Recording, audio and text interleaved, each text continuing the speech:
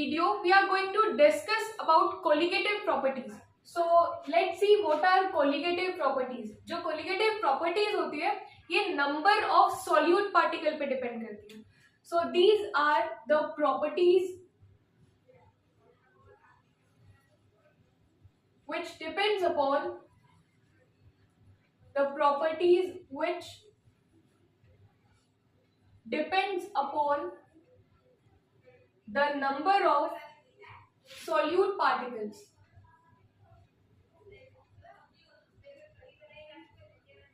Irrespective of their nature.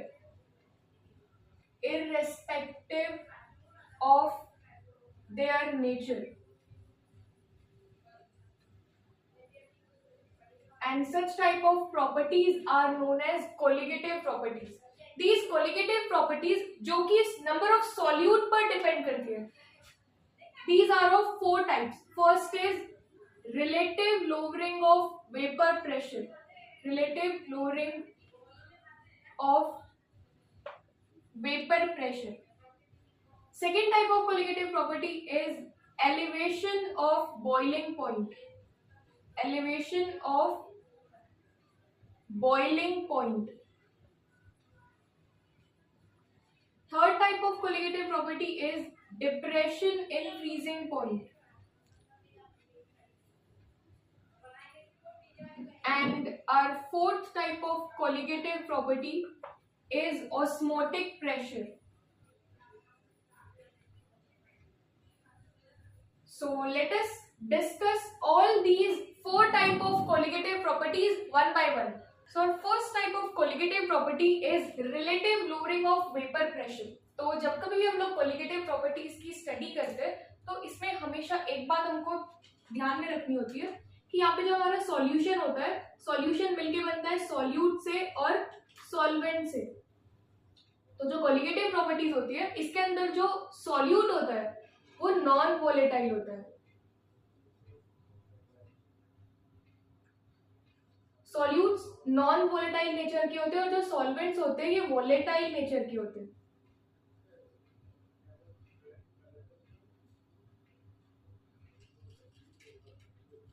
अब यहाँ पर हो सकता है कि हमारे जो सॉल्यूट है ये जो कि नॉन वोलेटाइल है ये हम लोग क्या कंसिडर कर रहे हैं कि ये कोई सॉलिड है. एंड जो सॉल्वेंट है क्योंकि वोलेटाइल नेचर के तो इसको हम लोग क्या कंसिडर कर सकते हैं कि ये लिक्विड्स है.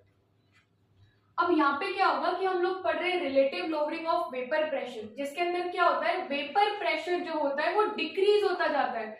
वेपर प्रेशर अपने आप कम हो जाएगा. किसका कम हो जाएगा?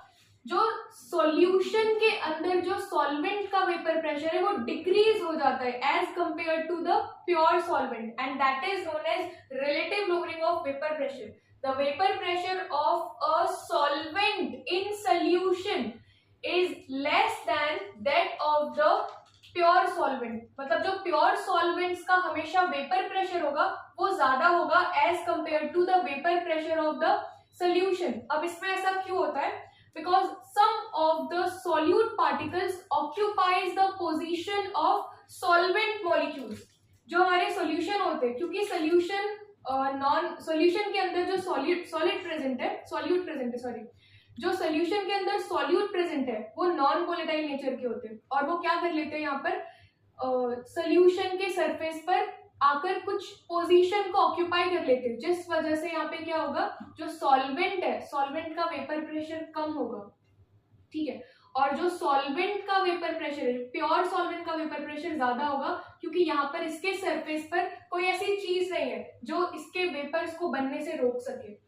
तो इसीलिए हम लोग क्या बोलते हैं कि जो वेपर प्रेशर होगा वेपर प्रेशर किसका? सॉल्वेंट का. जो सॉल्वेंट वाले टर्म्स है उसको हम लोग P1 से रिप्रेजेंट करेंगे. Suppose vapour pressure of solvent is equals to P1 naught x1 and यहाँ पर जो सोल्यूशन का वेपर प्रेशर है vapour pressure of solution is also equals to P1 naught x1.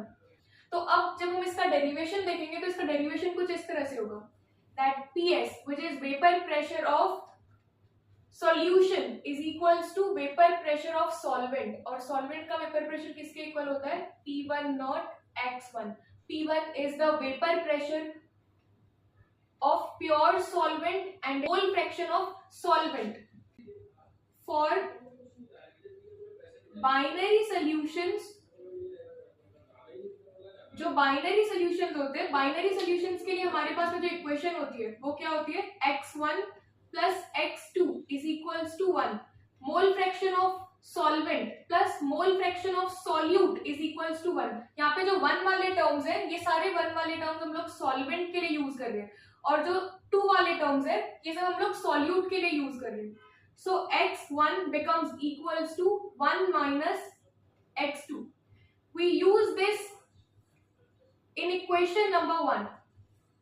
Suppose this is our equation number 1. So we put the value of x1 in equation number 1. Then we get Ps is equals to P1 naught and 1 minus x2. After that, Ps upon P1 naught is equals to 1 minus x2, which is mole fraction of solute. Then it will become x2 is equals to 1 minus Ps upon P1 naught. अब जब हम जब इसको P1 को multiply करेंगे 1 से, then we will get x2 is equals to P1 naught minus Ps upon P1 naught. And then this equation shows that relative lowering of vapor pressure. ये जो equation है, ये equation हमको बता रही है relative lowering of vapor pressure, क्योंकि जो relative lowering of vapor pressure है, suppose कि this term, this P1 naught minus Ps is equals to del P. यहाँ पर जो P1 naught है, P1 naught is the vapor pressure of pure solvent. Vapour pressure of pure solvent minus vapour pressure of solution, क्योंकि vapour pressure of pure solvent ज्यादा रहता है हमेशा solution के वेपर प्रेशर से, इसीलिए हम लोग क्या किए कि vapour pressure of pure solvent में से माइनस कर देंगे हम लोग वेपर प्रेशर ऑफ सोल्यूशन के, तो वो किसके इक्वल होगा, del P, and that is known as relative lowering of vapour pressure. We replace this by del P upon P naught 1 is equals to x2. ये जो पूरा relative lowering of vapour pressure है becomes equal to number of moles of solute, क्योंकि यहाँ पर जो हमारे x2 है, x2 को हमने क्या कंसिडर किया था, x2 को हमने मोल फ्रैक्शन ऑफ सॉल्यूट कंसिडर किया था. और हमारी जो कोलिगेटिव प्रॉपर्टी होती है वो किस पर डिपेंड करती है, colligative properties depends upon number of solute particles. तो ये नंबर ऑफ सॉल्यूट पार्टिकल पे डिपेंड कर रहा है, जो हमारे इसको हम लोग क्या कहते हैं, relative lowering of vapour pressure, which is equals to number of moles of solute. So next is we have to determine the observed molecular mass for relative lowering of vapour pressure. जो relative lowering of vapour pressure होता है, इसका formula क्या बनता है, P1 naught minus Ps upon P1 naught is equals to x2, which is equals to mole fraction. अब यहाँ पर हम लोग देखेंगे जो मोल फ्रैक्शन होता है, this mole fraction of solute is equals to number of moles of solute upon number of moles of solute plus number of moles of solvent. जो मोल फ्रैक्शन ऑफ सॉल्यूट होता है ये इसके इक्वल होता है. अब इसमें नेक्स्ट हम लोग क्या कर सकते हैं कि हम लोगों को पता है यहाँ पर जो हमारे मोल फ्रैक्शन ऑफ सॉल्यूट है, अगर हम लोग यहाँ पर देखें for dilute solutions, for dilute solutions,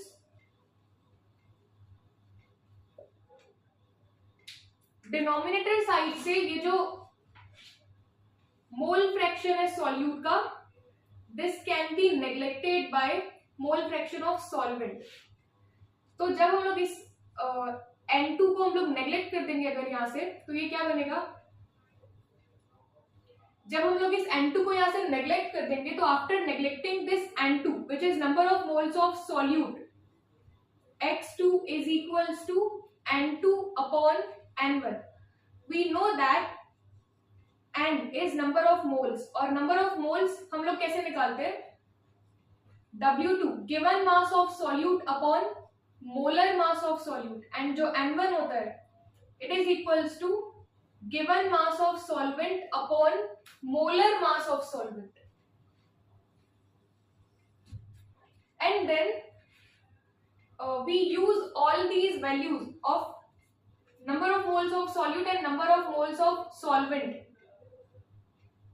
in this equation, then we get P1 naught minus PS upon P1 naught is equals to, जो x2 है, x2 किसके इक्वल है, n2 अपॉन n1 के, so it is n2 upon n1.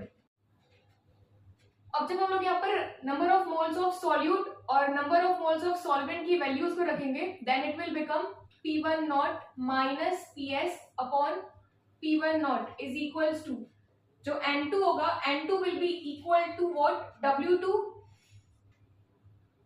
upon M2 into M1 into W1. Then combinedly the formula become P1 naught minus PS is equals to W2 into M1 upon M2 into W1.